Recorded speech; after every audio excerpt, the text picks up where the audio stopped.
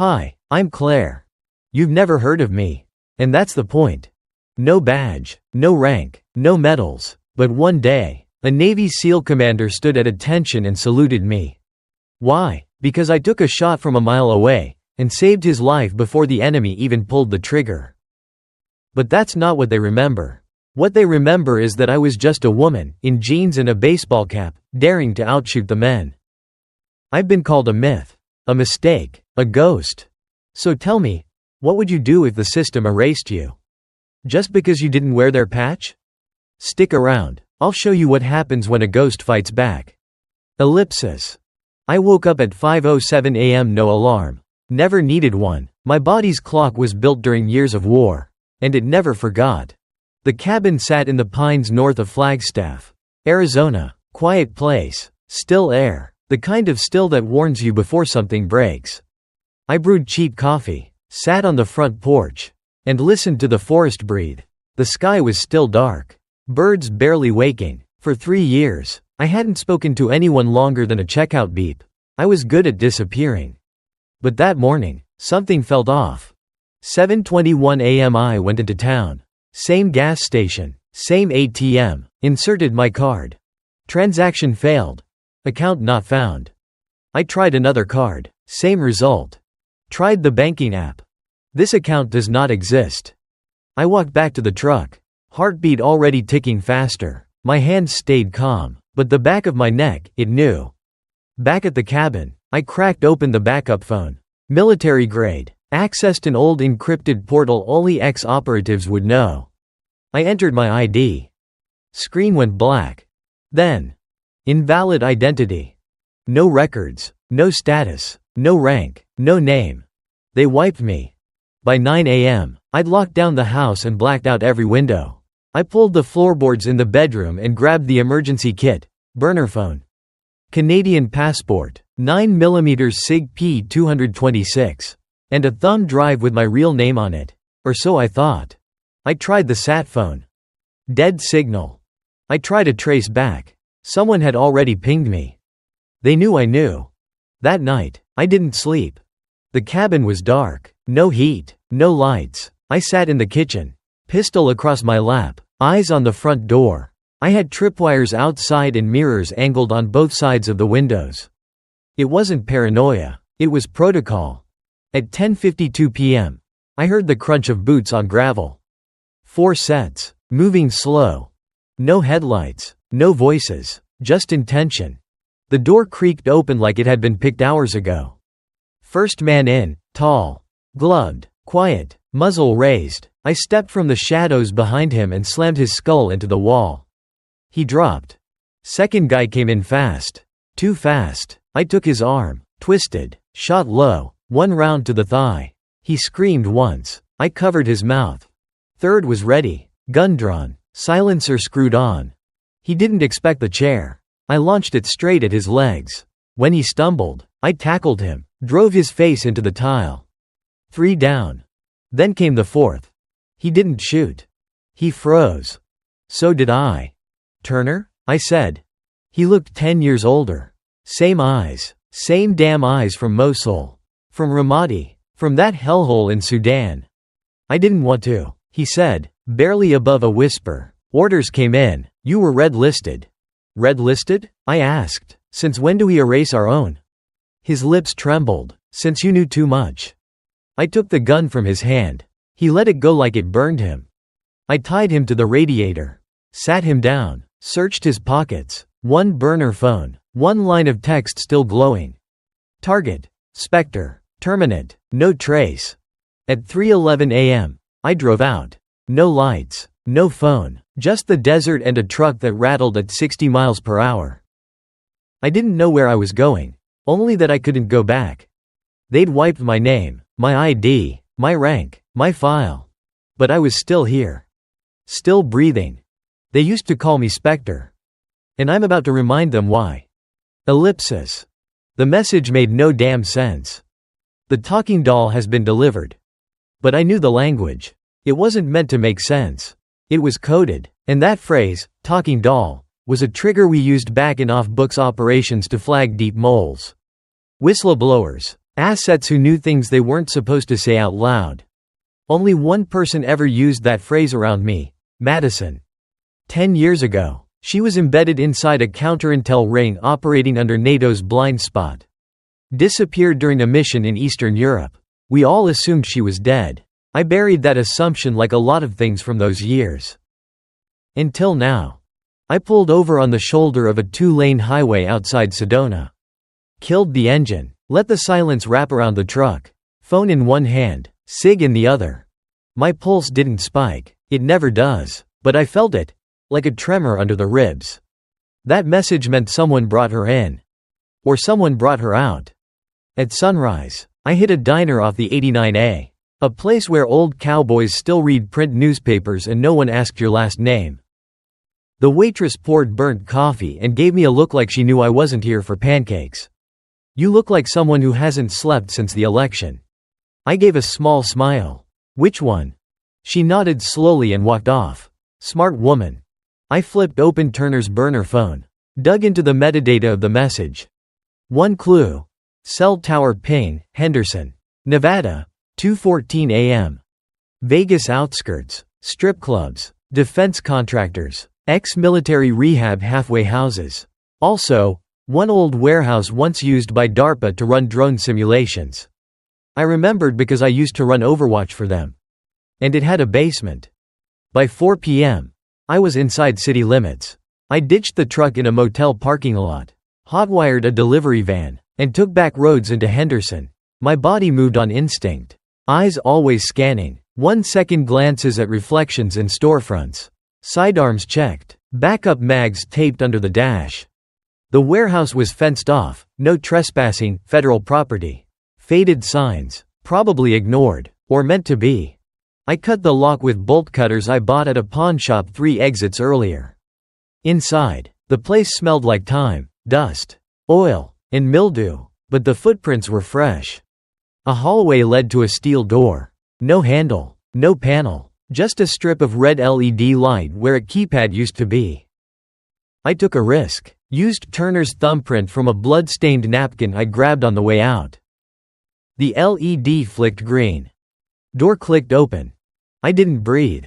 She was in the center of the room, strapped to a steel chair. Bag over her head, electrodes on her arms, one eye swollen shut. But alive. Madison, I whispered. She didn't flinch, but she heard me. That voice. She rasped. They told me you were a ghost. I crouched and pulled the bag off. Her hair was shorter, skin pale, but those eyes, green, angry, alive, still hers. They erased me. I said, just like you. I didn't talk, she said quickly. They thought I would, but I didn't. I know. Then we both froze. Footsteps. Upstairs. Maybe 3 men, maybe more. I handed her a small folding knife. Can you move? She looked at me like I'd insulted her. I'll outrun you if I have to. I grinned. For the first time in years. I actually grinned. We moved fast. Quiet. I took point. She limped behind. Her body was weak, but her aim was still perfect. We slipped out the back door just as the first shot cracked off a steel pillar. I returned fire. 1 down. Madison dropped another. We sprinted into the night. No backup, no plan.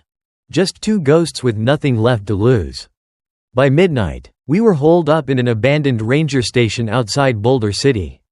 She hadn't stopped shaking. I handed her my jacket, but she pushed it back. What now? She asked. I stared out the window. Moonlight hit the desert like spilled bleach. Bleak, empty, but honest. Now? I said. Now we find out who ordered the wipe. And then? I looked at her. And then we make them regret thinking we'd stay dead. Ellipsis.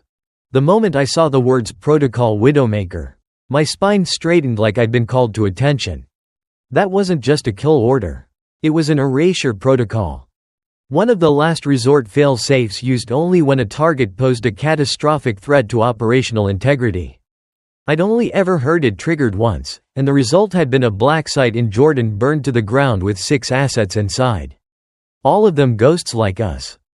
And now, Madison and I were the targets. She leaned over my shoulder as I showed her the message. Her voice was low. Widowmaker means they won't send a team. I nodded. "They'll send him." Silence fell between us like a dropped weight. We both knew who he was. Miles Barrett. Ex-SOCOM. Former acid handler turned cleaner. Not the kind that wiped fingerprints. The kind that wiped lives. Last I heard, he'd gone private, still on call for situations where plausible deniability had to be paired with surgical execution. No digital footprint, no voice on comms, no trace except what he chose to leave behind. He used to train with me. He used to be my partner. By dawn, we were already on the move. The ranger station was no longer safe. We loaded up in a rusted-out Jeep Cherokee that somehow still ran. Thanks to a jumper battery and some stolen tools from a nearby farm. Madison was quiet most of the ride, staring out the cracked window as the Mojave passed in a blur of red rock and sand. I finally asked, "What did you find, before they took you?" She didn't answer right away. When she did, her voice cracked like dry ice. "I was stationed at a contractor site in Slovakia. Front company. Clean on paper, solar research. But it wasn't energy they were testing." I waited. She looked at me, eyes hollowed out by things she hadn't said aloud until now. They were building cognitive control weapons. Not AI, not robotics. Human integration, using PTSD-riddled veterans as testbeds for weaponized neural link-ups. My stomach sank. "How far did they get?" I asked. Madison shook her head. "They succeeded. There's a unit in deployment right now. They call it Project Lazarus." We stopped at a rundown motel near the Arizona-Nevada border. One of those places that still gives you metal keys and lets you pay in cash if you look broke enough. As Madison passed out on the bed, I sat on the floor against the door. Gun across my lap. I didn't sleep. Couldn't. Because if Project Lazarus was active, and if they thought she'd leak it, then what we'd seen was just the fuse. The real explosion was still coming. It happened at 3:28 a.m. A whisper of movement outside. No headlights. Just a click, like a boot grazing gravel. I rolled quietly. Madison was already up, holding her sidearm. No words needed. I gave her the hand signal. Move left. Exit on me. Cover angle. She nodded. Then, a flash at the window. A spark. I kicked the door open just as a silent concussive charge blew out the glass. A figure moved through the smoke, tall. Masked. Weapon up. Not wild. Not frantic. Calculated. I knew that walk. "Miles," I shouted. He didn't hesitate. Opened fire. I returned, grazing his shoulder. He ducked behind a pillar. Madison moved like she'd never been broken. Flanking the side. The man didn't chase, he redirected. Shot once. Aimed low. She hit the ground, crying out. I went black with fury. Barrett stepped into view, pulled his mask off. He looked exactly the same, square jaw. Dead eyes. Slow breath like a machine.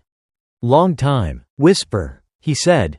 I spat. "You always were just a hammer waiting for a nail."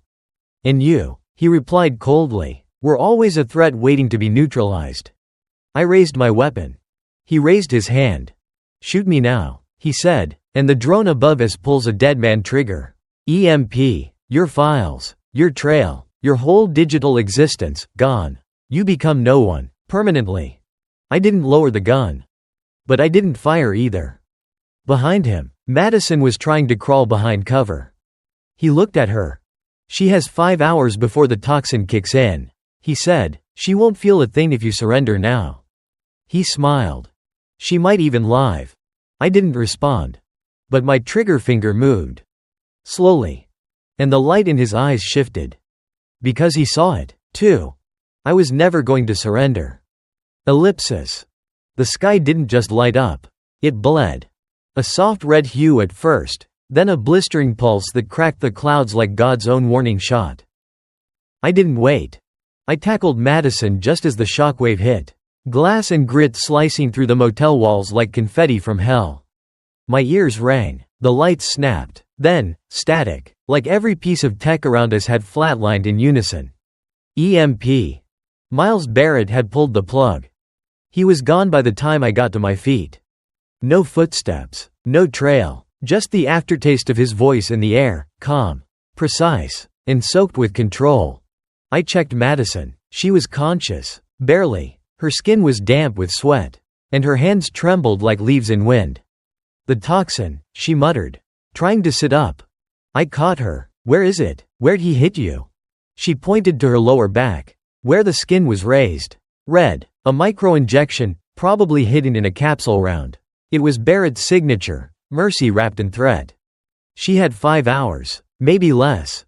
We had nothing left. No phone, no access. Every file we'd stolen from the ranger station, burned inside a fried laptop now sitting uselessly on the floor. My comms gear? Dead. GPS? Dead. And any safe house connected to our names was now compromised. This wasn't a chase anymore. It was a purge. "I have one lead," I told her. She blinked. "Who?" Not a who, a where. The place was off-grid. A no-fly zone near the border of Utah and Colorado, where old Cold War sensors still ran on analog circuits. Too old for modern hacks. Too isolated for satellite heat maps. But more importantly, it had one thing we needed. A ghost doc. His name was Asher Kincaid. Used to patch up wet work agents in Belarus before he disappeared after a failed Langley-backed coup. He owed me a favor. The kind that doesn't expire. I drove fast, silent. The desert turned into broken canyon roads. Then dense pine. Madison drifted in and out of consciousness. Mumbling fractured memories, Slovakia. Terminals. A voice saying, "You don't belong here," and then a scream. But she kept holding on. Barely. Kincaid's cabin looked like it hadn't seen power since the Berlin Wall fell. I slammed the Jeep door and carried Madison inside. The smell of iodine and whiskey hit me like a punch. He was there, older. Grayer. But the same sharp eyes. "Jesus," he muttered, seeing her. "You don't call. You don't write. But you bring me this?" "She's got a microtoxin. Synthetic. Possibly neuro-slow. Injected less than 2 hours ago." He didn't ask questions. Just rolled up his sleeves. For the next hour, I watched him work in silence. His hands steady, focused. Madison writhed once, then stilled. When he finally stepped back, he was sweating. "She's lucky," he said. He didn't want her dead. Not right away. I narrowed my eyes. "You know who hit us?" "Everyone in this business knows Miles Barrett. But the real question is, who gave him the green light?" I told him everything. Project Lazarus. Protocol Widowmaker. The burned safehouses. And the moment the drone blinked red. He didn't flinch. Just poured himself a drink and said, "If this is bigger than Barrett, you've got 3 days, max, before they make it look like you never existed." I looked down at Madison. Then I asked the question I'd been avoiding for hours. "What happens if we survive?" He met my eyes. "Then you stop running. You go straight at it." At midnight, I stepped outside. The wind had shifted. Cold now. Like the land knew what was coming. I felt it again. Not fear. Not even rage. Purpose. For years I operated from the shadows. Took the shots no one else could. Protected lives I never met. Never would. But now they'd turned the crosshairs back on me. And I wasn't just a ghost anymore. I was a target with teeth. Ellipsis. I remember who's funding Project Lazarus. She said it like a whisper. Not afraid. Just, sure. I leaned in. "Say it again." Madison's voice was hoarse, but clear enough to cut through the weight of the room. "Senator Elijah Croft." It landed like a bullet. Not because of who he was, but because of what he wasn't supposed to be, involved. Croft had built his entire career on transparency, military oversight, and ending black budget abuse. A poster boy for the moral center of the intelligence community. He'd once called whisper operatives a necessary evil, but only when held on a short leash. And now he was holding the leash? "I saw the directive," Madison said, wincing. It was coded, deep layer encryption. But the origin flag was tied to Croft's diplomatic channel. His real-time stamp. He knew everything. And he greenlit Protocol Widowmaker. I sat back in the cracked leather chair. Suddenly colder than the mountain wind outside. If Croft was the one funding the operation, then there was no oversight. No brakes. No one to blow the whistle to. Because he owned the whistle. Kincaid re-entered the room, chewing on a toothpick. "You're gonna need help, and I don't mean more bullets." He pulled open a metal lockbox beneath his bookshelf and tossed me a data stick. "What is it?" I asked. "Names. Old ones. The people who trained you. People who built this off-the-books empire. Ghosts who got tired of watching politicians use them like scalpel blades." He paused, then added, "They're not loyal to the flag. They're loyal to the mission." I knew what he meant. These were off-grid veterans. Rogue handlers. Analysts burned by politics. People who didn't care about chain of command anymore. And if we were going to bring Croft down, we'd need a back door into his clean public image. "Where do I find them?" I asked. Kincaid grinned. "They'll find you. But first, you need to show them you're serious." We left at dawn. The Tahoe was already parked at the base of the hill when I stepped out with Madison leaning on my side. Not our car. Too clean. Too late model. No dirt on the tires. Someone was waiting. As I approached, the window rolled down. A man in his 60s. Salt and pepper beard. Eyes like iron. He nodded once. "Your Whisper. Yeah?" I didn't answer. "You took the Kuna shot. The one they scrubbed from the records. That means you're real." Still silent. He reached into his jacket and pulled out a phone, analog burner. Patched with duct tape, and handed it to me. "One call," he said. "Use it right." Then he drove off. No plates. Madison and I got back on the road. She was stronger now. Still pale, but focused. "Where to?" she asked. "New Hampshire. Croft's hometown. He's got a re-election fundraiser there in 48 hours. It's private. Invite only." Her brow lifted. "And you've got an invitation?" "Not yet, but someone on that list will." I checked the burner. One number burned into memory. Art Tierney. Reed Tierney, former CIA asset turned political fundraiser fixer, once told me in Panama, "If you ever need to ruin a man's party, call me." Guess it was time to ruin a party. I hit dial. After 3 rings, his voice answered, raspy and amused. "Told you never to call unless you were bleeding." "I'm not, but the country might be." Long pause. "Whisper?" "I need an in. Croft's fundraiser." Silence. Then, "I hope you're wearing something nice, sweetheart, because it's black tie and full of snakes." Ellipsis. The hotel smelled like money and old cigars.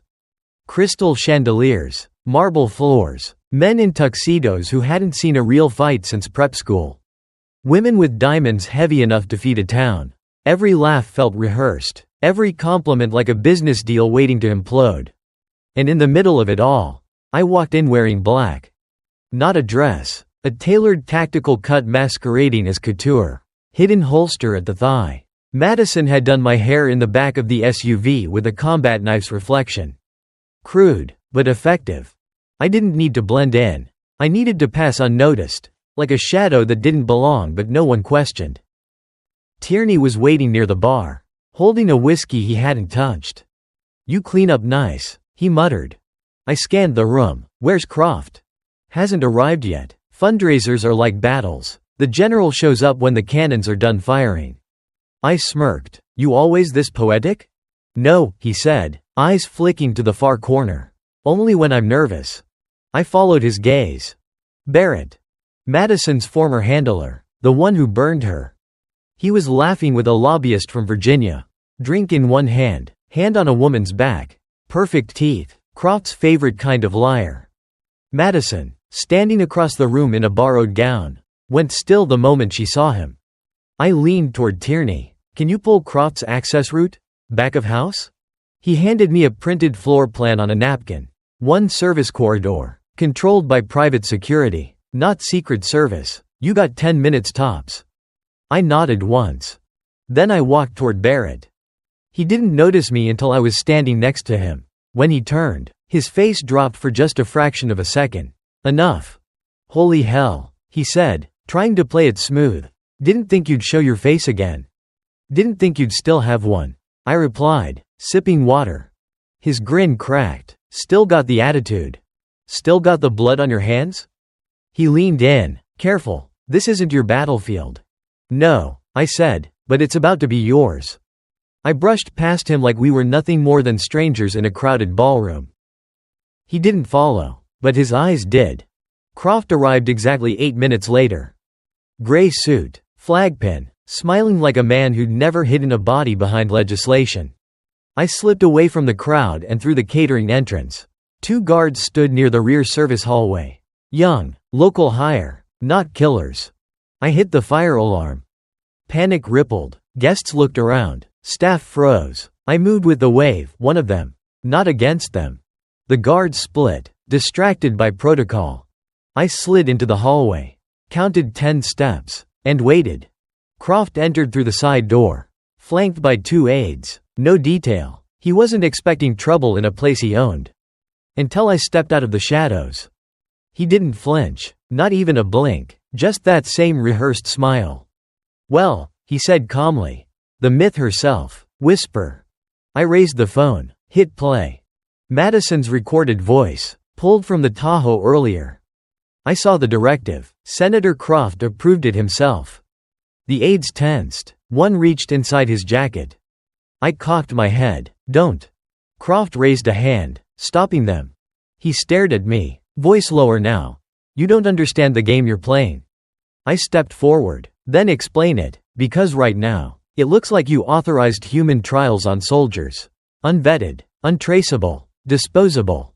He laughed, dry, almost sad. "You think this is about war? No, it's about survival. You think we're building monsters? We're building shields." I didn't blink. "Then why bury the evidence?" His eyes hardened. "Because America doesn't want to know how sausage is made. They just want to feel safe." He stepped closer, voice barely above a breath. "You want to expose me? Do it. Leak the files. Tell the press. But when our enemies start pulling our people apart in the desert with tech we didn't develop first, I'll be the one they remember fondly. You'll be a footnote." I didn't answer. But I knew I'd already won. Because Croft thought this was about exposure. It wasn't. It was about leverage. I stepped back, tossed the phone into his aide's hands. "Now we're even," I said. Croft narrowed his eyes. "Even for what?" "For Kuna, for Madison, for everything that comes next." Then I turned my back on him. Let him think he still had control. That's how you control someone like Croft, by making them believe they've still got options. Back in the ballroom, Barrett was gone. But Madison wasn't. She stood near the exit, eyes locked on mine. "You got what you needed?" she asked. "Not yet," I said. "Then what was that?" I looked back at the double doors Croft had vanished through. "That," I said, "was me giving the devil a mirror." Ellipsis. The second car didn't move. Just idled, lights off, windows black, engine barely humming. I didn't like it. Madison slid into the Tahoe's passenger seat, hand already on her sidearm. "You thinking what I'm thinking?" "That this isn't a warning," I said. "It's a countdown." I checked the rearview mirror. No traffic, no pedestrians, just that car, still, watching. I threw the Tahoe into gear and pulled out slow. Gave them a chance to follow. They didn't. Instead, they triggered the next move. As soon as we hit the freeway, the Tahoe's dash lit up like Christmas, GPS glitching. Signals crossed, every sensor blinking red. Then came the noise. A high-pitched tone, almost ultrasonic. Not loud, just wrong, like a dog whistle aimed straight at your spine. Madison winced. EMP variant? Signal jamming with overclocked frequency. They're frying us from the inside out.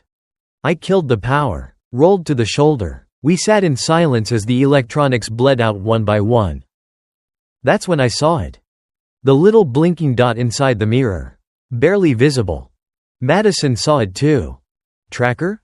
I nodded. Red light protocol. Red light wasn't just surveillance.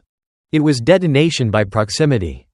Meant for cases where extraction wasn't possible, just erasure. Whoever activated it didn't want to capture us. They wanted to bury us. We bailed out of the Tahoe and hit the dirt slope hard. Rolled behind a concrete culvert off the freeway. 3, 2, 1. The Tahoe exploded with a sound that shook the sky. Glass, steel, flame, gone. A crater where our leverage used to be. And with it, every trace of our movement. We didn't speak for a while. Just sat in the dirt. Clothes smoking, ears ringing. Madison looked at me, face streaked with soot. They're done playing. They think we're cornered, I said, standing up. That's their mistake. We hitchhiked north, using back roads and freight trucks. No electronics, no contact. Just silence and dirt and the slow realization that the only move left was the loud one. Madison said it first. We leak it. I didn't answer. We dump it all. Names, faces, funding, trials, everything. They'll kill anyone who touches it. I said, anyone who hosts it, prints it, forwards it. She looked straight ahead. Then we die making sure someone does. 2 days later, we found the last node. A secure analog terminal used by former field techs, hidden in the basement of a burned-out DMV office in Cheyenne, Wyoming. It ran on copper, no internet, no wireless, just raw data upload to a satellite channel only 3 people on Earth knew how to trace. I was one of them. Madison was another. The third was already dead. We uploaded everything. The footage from the lab. The directive signed by Croft. The soldiers wired to neural arrays, screaming silently into nothing. We sent it all to one place. A dead man relay that would blast it across 4,000 inboxes if either of our vitals flatlined. And then we waited. That night, holed up in a storage shed behind an abandoned truck stop. Madison couldn't sleep. Neither could I. She sat with her knees tucked up, voice barely audible. Do you think they'll care? Who? The people. If they see what we saw, will it change anything? I thought about it. Maybe not, I said, but they'll know, and they'll never unknow it. She nodded. Good. Then, softly. I don't want to disappear. Whisper. Not like this. I reached into my coat pocket. Pulled out the one thing I'd saved all these years, a small, rusted dog tag from my first op. Just 3 letters etched on it. SPC. Spectre. I handed it to her. You won't.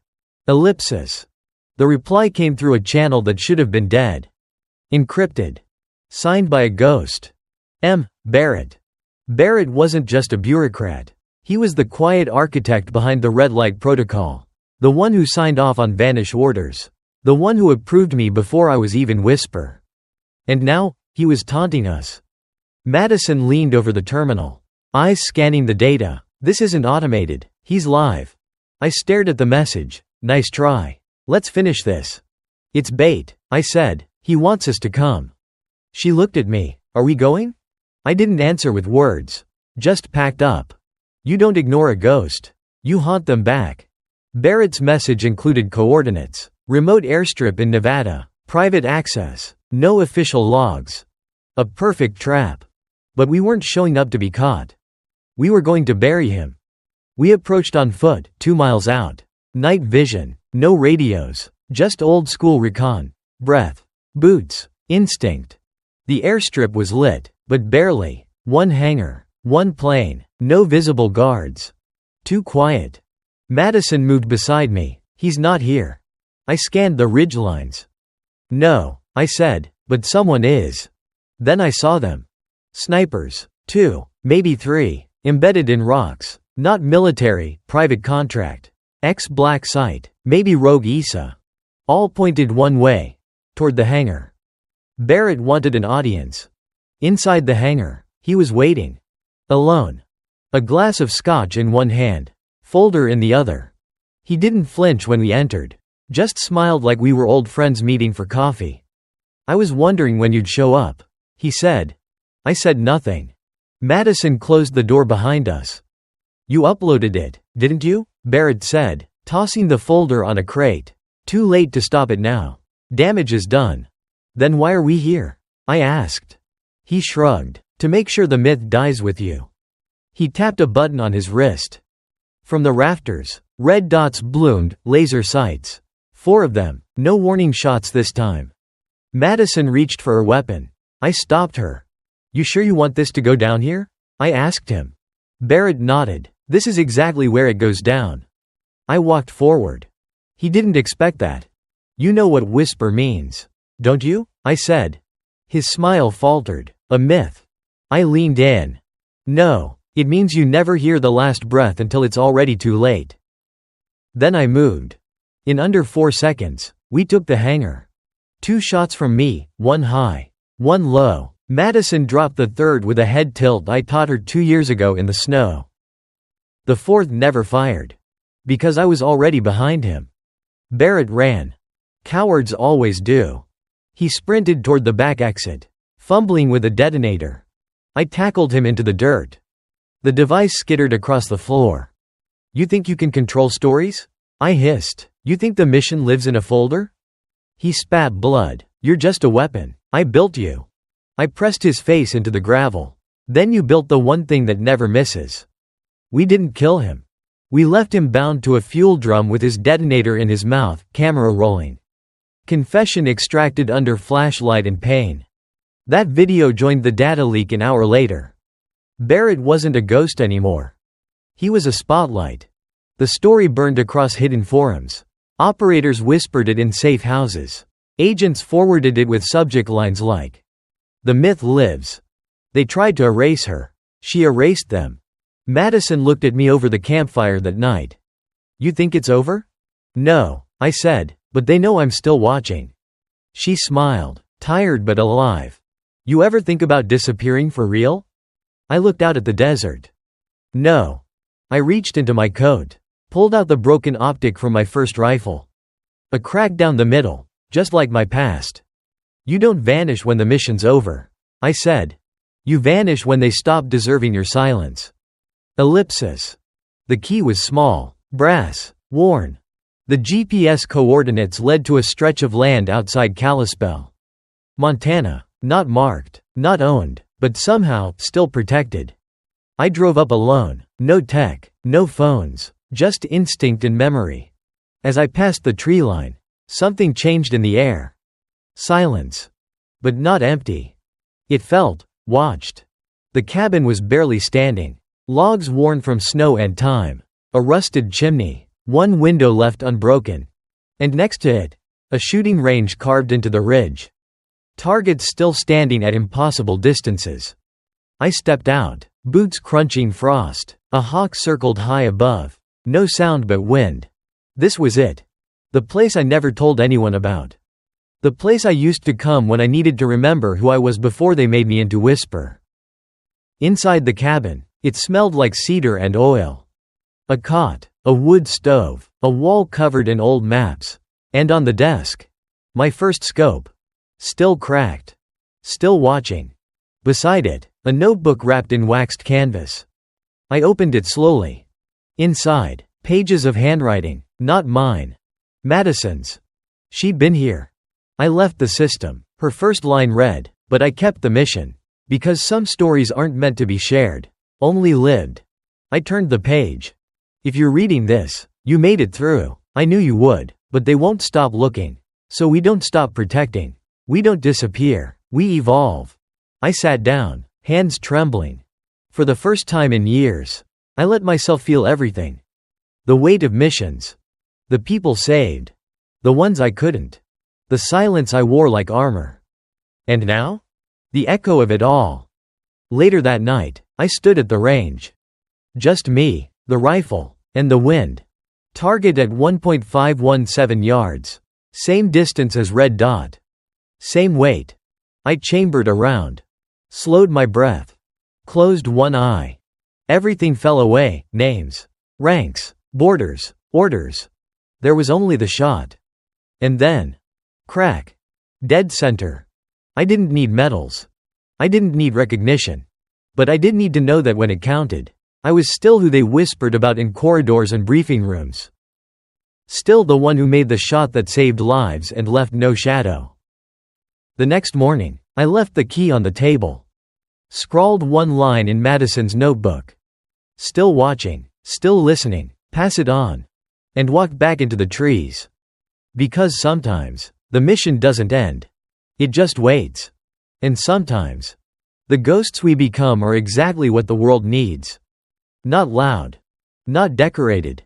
Just, ready. Always. Ellipsis. I didn't ask for medals. I didn't need a uniform. All I ever wanted was to make damn sure the good ones came home. They called me a ghost. Truth is, I was just tired of watching people I cared about bleed for rules written by men who never held a rifle.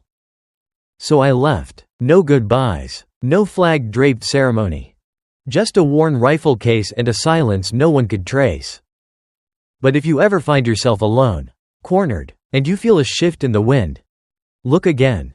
Because sometimes, ghosts don't haunt. They protect. And I still am.